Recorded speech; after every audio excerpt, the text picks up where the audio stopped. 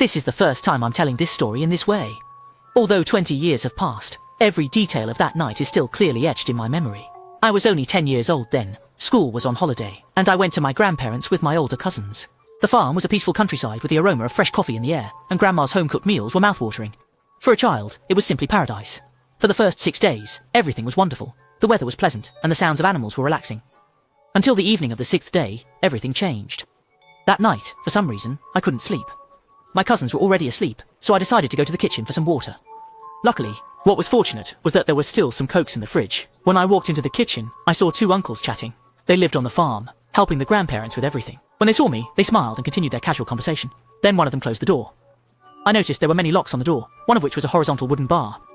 I didn't say anything, just took some water to drink and went back to the room. In the middle of the night, I was awakened by a commotion. Half asleep, I saw my cousin holding his sister tightly, crying. "Did you hear that?" he asked me, trembling. Just then, I heard an uncle's scream, followed by a gunshot. It was the first time I heard a gunshot in my life, and I almost screamed. An uncle rushed into the room, holding a rifle. When he got to us, he seemed to breathe a sigh of relief, smiled, but then seriously told us not to go near the window.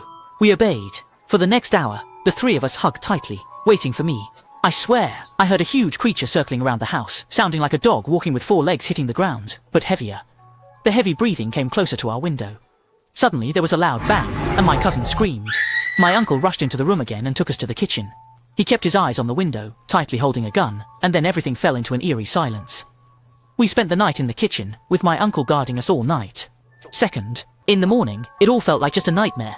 But when I walked out the door and smelled the scent of the morning grass, I saw huge claw marks outside the door, like the footprints of some giant creature. The marks were all around the house. I asked my uncle what it was, and he simply said we see it often here. It's normal.